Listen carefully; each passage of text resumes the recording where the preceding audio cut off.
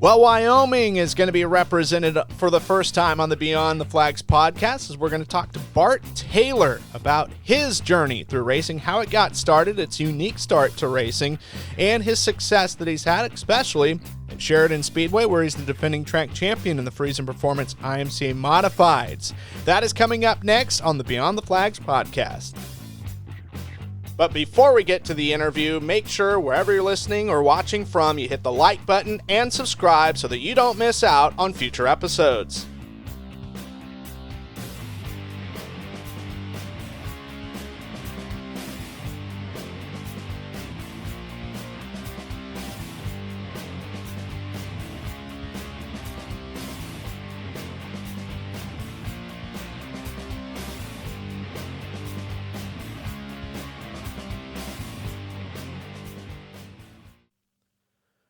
Well, piloting Freeze and Performance IMCA Modified number 369 from Sheridan, Wyoming, Bart Taylor joining us on the Beyond the Flags podcast. First of all, Bart, great to have you on board. You're the first guest from, is it called the Cowboy State, the Equality State? I guess it's a state with a bunch of different names. Yeah, Cowboy State. It was known for equality too, so.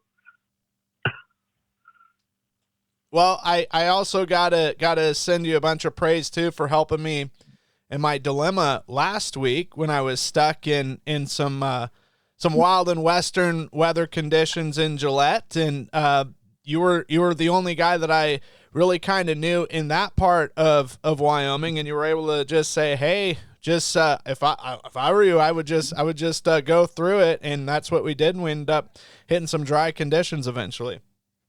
Yeah. That's years of driving in it. I kind of know how it goes. Not always that way, but most of the time you'll get to a good spot. So yeah, once we passed Buffalo, it was pretty good. There was a couple spots from Buffalo to Gillette where it was. I was looking at the temp and it's like, oh my gosh, it's like 20 degrees. I hope this isn't gonna ice up, but it seems like it was more slush than anything, and that's always good. I'm glad we stopped at night in Gillette, because I don't think we would have been able to make it to Sheridan with just the way things were going with the ice and the road conditions, and only going maybe 40 miles and not really seeing the road for 80 miles. So that was right. Definitely a memorable moment. Oh yeah, it's definitely the Wild West out here. You drive across this and weather does whatever it wants.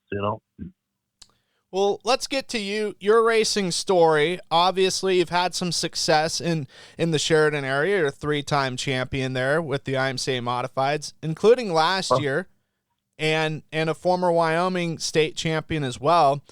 Obviously, one of the tough customers to beat in that portion of the state. Yeah. Yeah, definitely a person to contend with, I like to think. There's always somebody that can beat you, though. So, I always worry about the new guys coming and all that. But that's what makes everything a challenge. No doubt. And how did that whole adventure begin with you in the sport of auto racing? So, I've been around it forever, and originally I had a friend who raced cars, and I helped him, and this was the late 90s, early 2000s. I helped him, and I really liked it, but I wasn't sure I could handle everybody running into my nice cars. So I didn't get a car until 2018. I was our tracks tech inspector for all the classes, and then I think they talked me into doing that because they knew it'd get the itch to go racing again. For sure. So you've been racing since 2018, and it seems like Sheridan Speedway is a pretty vibrant community that's passionate about auto racing and has some good races, and that's obviously a great thing whereas there's some tracks, unfortunately, it's kind of just, on the downward slope a little bit. Yeah, and it's hard to get people to travel. We race on Sundays. We've raced on Fridays too, but our current is Sundays, hoping we get people to travel, but it doesn't always work out for a lot of people. Like Gillette races Saturday and Billings races Friday and Saturdays. So it's really hard if you want to do that, but we don't get a lot of people to travel. And, that's kind of the way we've noticed everything goes. There's upticks with the racing, and then there's downticks. And, some of it's been the cost, and, people, have different things going on in their lives and all of that. So, we as a track, try to help everybody, or try to keep everything as affordable as possible. But, racing still costs money. You still got to get to the track. So, yeah. Oh, yeah, that it is. And unfortunately, in some cases, it's costing maybe a couple pennies more than it did maybe a year or two ago. But obviously, folks like you and operators of the track are passionate in trying things, right? I mean, the easiest thing I guess you guys could do is say, hey, we're just going to run on Saturdays. We know we're running on top of tracks that are within a few hours. But obviously that's not the case. You guys are trying to do the best you can to increase car count and also, just try things. Right. Yeah. We hold a couple big races a year. We're working on, we have a big B mod race we had last year for the Wissota cars. I think it was a 10,000 to win race. And then we're doing that again this year, and then we'll have maybe some other things in the works for some other classes. Just trying to get all the details ironed out for those, and then yeah. Well, going back, you said you fell in love with the sport of racing, but you didn't want to get a nice looking race car, kind of ran into, so to speak. Right. Tell me about kind of that first season. You've been around racing a lot, you've watched it, and you've been around the cars for so long. Especially that first race. What was it like going out there for that first race? Was it sort of a dream come true, or were you a little bit of mixed bag with let's just say, some American Eagles in your stomach as, replacing the butterflies? Oh yeah. Definitely was some of that. I started in the back on, just cause I didn't know how I was going to handle everything. I wanted to be the guy that, came up, if I did good, I'll drive up through, and if not, I'll just hang in the back and learn, and I picked it up pretty quick, and it was definitely a learning experience for the year, but I had a good year, and learned a lot, and just kept going from there. Did you feel, or could you pinpoint a certain time, at least with the IMCA modified, where it's like, all right, we're dialed in, we're capable of winning, or we're starting to win some races? Yeah. 2020 was my really big year. The first couple of years, I think first year I won one race, and second year I won two, and then the third year I think I won three, and then it really started opening up for me. And I was running two classes too, for the first few years. Mm-hmm. I ran the Wissota B mods and the IMCA mods, so it was a lot of work running two cars, but I was doing it for all the seat time, trying to help make myself better. But 2020 was the year that I tried a couple different cars, just trying to figure out what worked for me, and then I ended up with the Vanderbilt car, and just what worked for me, and went through and just been doing good with them ever since. Well, last year, see, I think I had you down for 9 IMCA wins at Sheridan specifically, and I've noticed you're able to kind of bounce around and go to some other tracks. Maybe Casper every now and then, or Big Sky, or even Gillette. And Yep. and that I think that's important too, to kind of get out of your own sandbox a little bit and see how you stack up. And obviously, able to win at Big Sky a couple of times and at Casper. Big Sky, there's some fast cats that race there. Oh yeah. Yeah, for sure. I tried to get last year.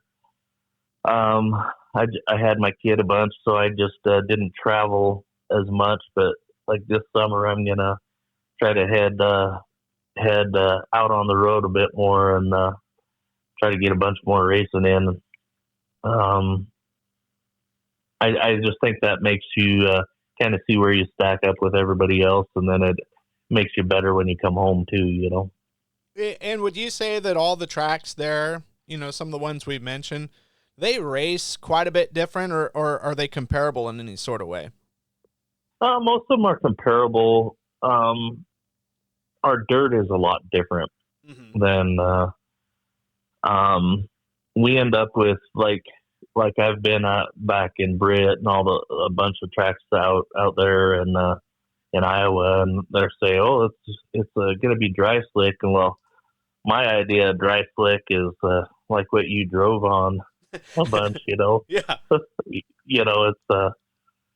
It's almost like black ice, and when you get back into Iowa, there's a little more moisture in a lot of the dirt, and some of that's just the type of soil and all that. But there's some differences that way. Learning to read those tracks is a little harder for me, just because I haven't been around as many of them. But I definitely have fun when I go out there, and that's why you do this. We all wanna be the stars of everything and win everything, but we all know that this isn't our full-time job. Most people, it's not anyway. Oh, no doubt. Yeah, it's a brutal sport where you can go on a heater and win a bunch of races, and to a certain degree really just seem like you just unload the car and maybe make a few adjustments, and you can't do anything wrong. And then there's other days where you're working hard of keeping up with the track or whatever sort of variable you're working with, and it seems like you can't even get out of your own way. Right. Yeah, and that's just that's the saying that I've heard is you're a hero one day and a zero the next. And Yeah. That's definitely true, but you just got to keep working. If you want results, you keep trudging through, and it's everybody doesn't win every night, but a lot of people forget there's more than one way to win. Taking the checkered flag at the front is a win to a lot of people. Sometimes loading your car up in one piece is a win, and sometimes moving up 15 spots is a win. When you started in 20th place or something. Yes. Yeah, success can be in the eye of the beholder for sure, because there's nothing more, I think, devastating. I mean, I never raced, but I remember being on a pit crew for a car that my dad built, and they bring your car up, and the tow wrecking crew is like, how are we going to load this up to get in the trailer? And that's not what you want to set out to accomplish. No, definitely not. You try to race and keep your stuff, take care of your equipment, and respect other people's stuff too. I've always try to race everyone else the way that I'm raced, the way they race me. So, yeah, you just want to take care of everything, because if you get mad and decide you want to get into that other guy because he got into you, it doesn't do you any good a lot of times. Well, yeah, and it's one of those deals, like you said. These are nice pieces. These are nice race cars. These aren't weapons of destruction. No, And with the cost of racing, sometimes you know, um, it doesn't make any sense to not just ruin your own night, but somebody else's night. right, for sure. Accidents happen, but to maliciously just Oh destroy yeah. something, that's not the greatest thing in the world. So, Nope, nope, it's not. but you said you might be doing a little bit of traveling. Is that maybe a teaser for the Dakota tour or Super Well, Nationals, or it's kind of a little bit up in the air? it's a little up in the air. I've thought of doing Super Nationals, and I've thought of doing the Dakota Mod Tour. Um, I just got to make sure all the dates work with all my other stuff I got going on, and um, I want to do some of that stuff. I'd like to go back, race in Iowa, like I did Speed Weeks a few years ago. Enjoyed that. Um, just maybe do some of that stuff again. Are you looking to find that adrenaline rush, but you can't because you're not at the racetrack? Well, check out the IMCA TV Replay subscription library to have access to thousands of hours of racing for just $24.99 a month. Relive all the moments of the Speedway Motors IMCA Super Nationals fueled by Casey's at Boone Speedway, the Harris Clash at Deer Creek Speedway in Spring Valley, Minnesota, the IMCA TV Winter Nationals at Cocopah Speedway in Somerton, Arizona, Florida's Clash on the Coast, and dozens of Speedway Motors IMCA weekly racing program racetracks from across the nation, as well as the IMCA TV Dirtcast podcast. Plus, 25% of that $24.99 monthly fee goes towards the Drivers Point Fund and is a great way to help out your local racers. In 2023, over $97,000 was paid out to IMCA drivers directly at over 50 racetracks across the country. Please note that live broadcasts are not part of a replay subscription. That's IMCA TV. IMCA TV, where America comes to watch racing. So I always love to know origin stories. The origin of the 369 number is what is the story of that? So years ago, I raced four-wheelers, and I worked at a motorcycle shop in town, and I didn't have a number, and we were at the track, and my boss gave me that number, and that's just the number I've stuck on everything ever since. Okay. So nothing real special about it other than that. That was my first racing number, racing four-wheelers, and I raced snowmobiles for a few years and all that too. So. Okay. And did the boss tell you what there was no significance to him? It was just some random numbers he generated?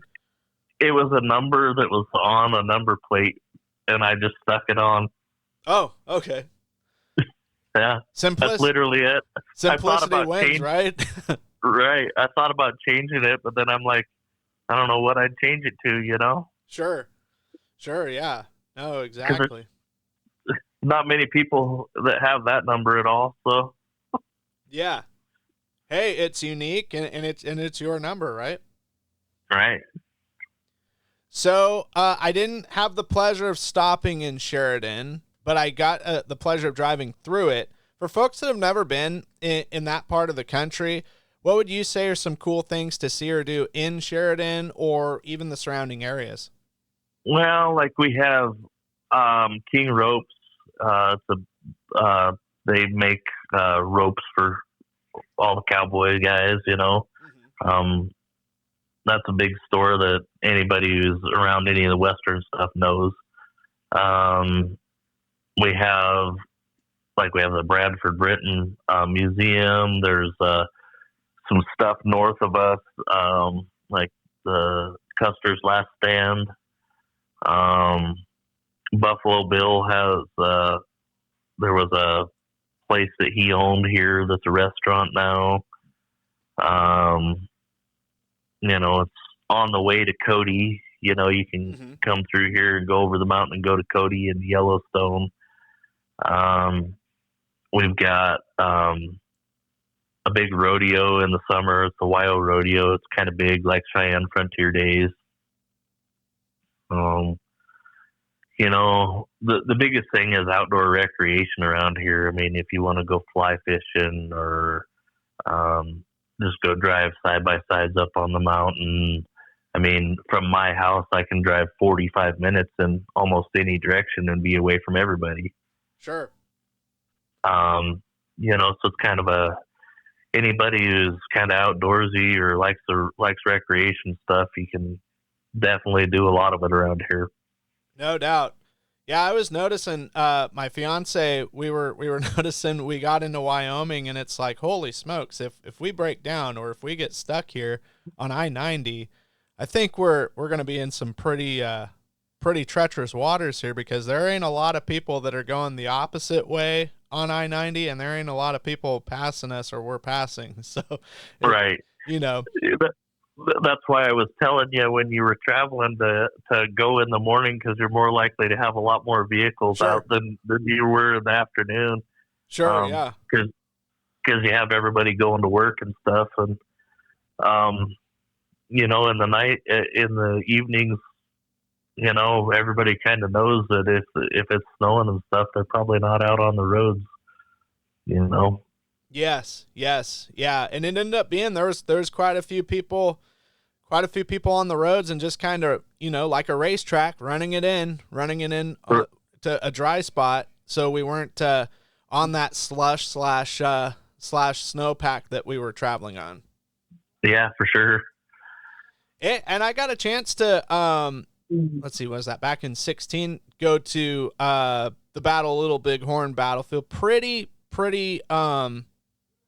cool place, oh yeah. And I got to point it out to my fiance and her son. You could see, you can see it on the rise there, and it was one of those trips. I wish that we had time to go see things, because I'd never been to Gary Owen, and they had some a museum, and then in between Buffalo and your place Sheridan, they had Fort Phil Kearny, which has got a lot of historical stuff with the Red Cloud War and the Bozeman Trail, but it was just one of those deals. I don't think they were really open for big business. Right. Yeah, this time of year is a little harder. Definitely in another, in May or so, that stuff's wide open for sure. Yeah. Well, so we were going through Sheridan, and so this would be I think I-90 West, if I got my directions right. There's like a gold kind of dome. What was that? Is that a part of the fairgrounds or something, or a? Nope, that's the college. Oh, okay. That's about where they have a basketball thing. There's actually another one of those. At the southern part of Colorado, they actually copied that dome. Oh, okay. It's the other one's in Trinidad, Colorado. Looks almost identical. Okay. Yeah. Yeah. We used to have a really good college, or decent college basketball team, and they had that. That's where they did all that. Okay. Now it's just open to public walking and stuff, because we don't really have a basketball team. They kind of did away with some of the sports during COVID area and stuff. But they're working on bringing it back, I think. Yeah, that'd be really cool if they brought it back. It just looked kind of unique and everything. Reminded me of there's a place, Yakima, Washington, Central Washington. Their fairgrounds, the Central Washington State Fairgrounds, they have something kind of similar, like kind of just a cool dome. I forgot what they call it. It wasn't the Sun Dome, but it had a unique name and everything. When they used to race there, we'd go there for the fair, and yeah. So no, that was just something that really pointed out to me, and I was looking as best I could. I was looking for lights to see where the track was, and as far as where we were on I-90. And is it pretty close to the 90, or is it a bit off? You got to travel a little bit. It's not far. So when you came into town, there's a hill, would have been to your east, that had a bunch of like radio towers on it. Okay. It's that it's that direction. It's not quite that far, but Mm-hmm. from the interstate, it's probably a mile and a half Oh, okay. straight. Um, we're literally, so like you drove over the train tracks when you came through town, Mm-hmm. when you on the interstate, and if you follow them up, are the racetracks right next to them. Okay. It's pretty neat track. You know, it's got the parking is like tailgate parking, so you back into a spot and you can sit in your lawn chairs and just like you would at a big tailgate party, really. Sure. Yeah. No, I got I haven't really seen too much of it, you know, in some of the places I went, but I got to see it on really kind of a big stage with Clash on the Coast at Deep South Speedway in Alabama, where it was like from turn 4 wrapped around all the way towards turn 1. It just like bunch of these vehicles, and it's a different way, but it's a cool way too, because you know, if you get cold, you got a heater there, or you know, Right. if you need something, it's right there, handy, and yeah, it's just a different way to experience it. Oh yeah, for sure. So no, super cool. Well, I really appreciate you taking the time, telling me your story, and obviously telling me, you know, some great things about your neck of the woods. Obviously, without you know, to do racing, it would be impossible without the support of sponsors and marketing partners. Some folks that you'd like to thank that have made all this possible. You know, Zach at Vanderbilt Race Cars. You know, my kids Samantha and Ryan, my girlfriend Lauren, Taco John's. That's pretty much all I have for sponsors and stuff. You know, my family, any of my friends that help me out when they can. It's all a big thing about big group of friends really that help everybody, it seems. So Absolutely. And for folks that are wanting to see maybe where you're going to be racing, or like you said, undecided on some of the traveling or where it's ended up going to be, is there a good website or a social media page where folks can follow along? So I have on Facebook, it's Bart Taylor Racing. And I try to post stuff up. I'm getting better at it. Sure. Learning, but I'm going to work on my schedule, and I'm going to try to announce stuff a little bit ahead. Like when I do plan to travel and whatnot. So, okay. And for people that maybe want to support you financially, do you got any sort of apparel, shirts or hoodies that you got currently running?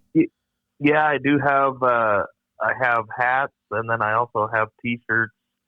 I don't quite have the new design yet, but I will, and I usually put it up on my Facebook page, the racing page there. Okay. Well, that's wonderful. Well, like I said, I greatly appreciate you taking the time, and of course, really thankful for you helping me out as being a local guide, so to speak, to help me through the traveling jam that I was in last week, Bart. And it just kind of shows that how tight knit the racing family is. It's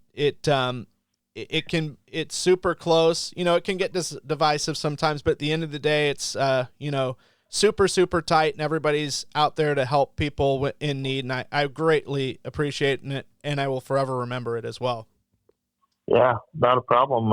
Anytime, and always around to try to help anybody, usually, you know. We'll hopefully bump into you sometime either in Iowa or in North Dakota here in a few months. Yeah, sounds great. Awesome. Well, it was great to have you on board, and I wish you the best of luck for 2025. Yeah, for sure. Thank you. Thank you for doing this interview and all that.